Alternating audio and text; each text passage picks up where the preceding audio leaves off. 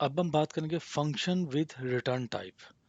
तो return type के साथ फंक्शंस का क्या मतलब है, देखें।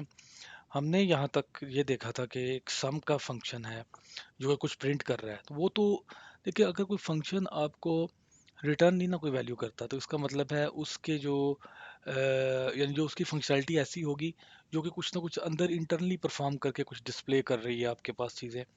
मोस्टली यही यही कुछ होता है। लेकिन हम फॉर एग्जांपल अब एक किसी नंबर का फैक्टोरियल कैलकुलेट करना चाहते हैं, दो नंबर को सम करना चाहते हैं, तो वो उसका कहीं यूटिलाइजेशन भी तो करनी है ना। आपको वैल्यू कहीं चाहिए होगी। ठीक है, तो हम क्या करेंगे।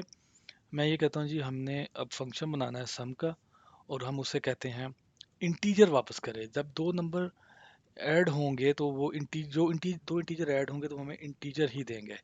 देन लेट, क्या तरीका है, very simple. Return a plus b function and.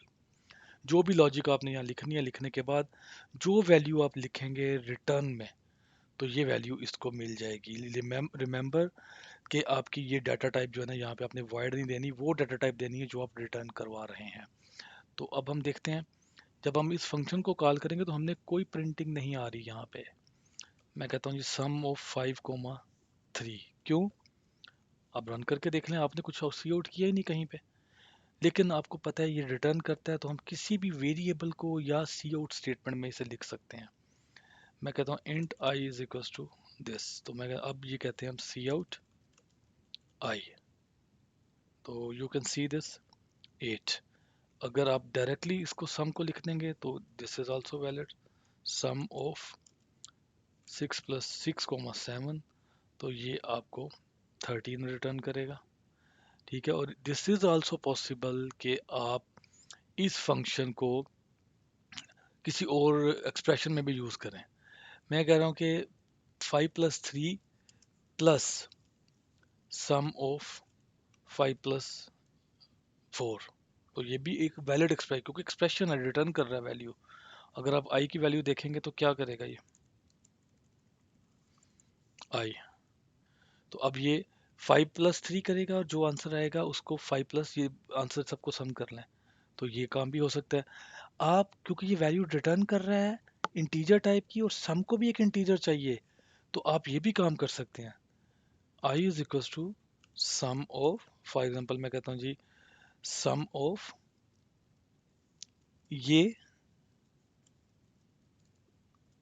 Coma sum of this. ये ऊपर वाला इससे भी कर सकते हैं, क्योंकि वो भी इंटीजर दे रहा है, ये भी इंटीजर दे रहा है। यानी इसको अब आप एक एक्सप्रेशन समझे, फंक्शन कॉल। तो देखिए, मैंने उसको एज आर्गुमेंट पास कर दिया। पहला आर्गुमेंट सम है, उसको एक और फंक्शन पास कर। अभी आप इतनी कम्प्लेक्सिटी में ना जाएं, आप सिंपल चीज़ें देखिए, फिर आहिस्ता आहिस्ता थोड़ा आप काम करेंगे तो आपको अंदाज़ा हो जाएगा कि हाँ जी, ये सिम बहुत सादी चीज़ें, कम्प्लेक्स नहीं है जो मैंने अभी कम्प्लेक्स कहा है। तो ये अब आपको जितना जितना मर्जी आप फंक्शन बना सकते हैं। अब आप पावर का फंक्शन बनाया, आपने पहले पावर लिखा था, तो you can make a power function POW। तो आपको पता है पावर में क्या होता है, एक नंबर है अप टू सम पावर, वो होता है P। तो इसकी लॉजिक अब आप लिखें, क्या है इसकी लॉजिक, वो अब आप याद करें। आपने एक इस P तक एक लूप चलाना है और n को आपस में मल्टीप्लाई करते जाना है। फिर आप फैक्टोरियल कैलकुलेट करें, किसी भी नंबर का फैक्टोरियल करें। यानी ये प्रोग्राम आपने छोटे छोटे किए हुए हैं, इनको सब में आपको फंक्शन में कन्वर्ट करना है। फैक्टोरियल, किसी भी नंबर का फैक्टोरियल आपने कैलकुलेट करना है, वो लॉजिक यहाँ लिख दें फैक्टोरियल की।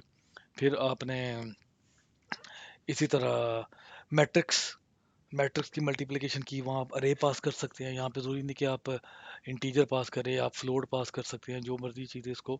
अब वो अपने पुराने प्रोग्राम निकालें और उनको यहाँ पे अब आप ऐड करते जाते हैं। लेकिन मैं आगे चल के बताता हूँ आपको कि अरे भी पास की जा सकती है, पॉइंटर पास किए जा सकते हैं, और डिफरेंट कॉन्सेप्ट है फंक्शन से रिलेटेड, वो आप देखेंगे। अभी तक आपने सिर्फ इतना काम करना है कि आपने जितने प्रोग्राम अभी तक लिखे हैं उनको, उनके सबके फंक्शंस बनाए हैं। ठीक है, ये आपकी असाइनमेंट है। ठीक है, तो नेक्स्ट टॉपिक हम बात करते हैं, बड़ा छोटा सा टॉपिक है, बड़ा स्वीट सा टॉपिक है। वो है फंक्शन ओवरलोडिंग। तो नेक्स्ट टॉपिक की तरफ मूव करते हैं।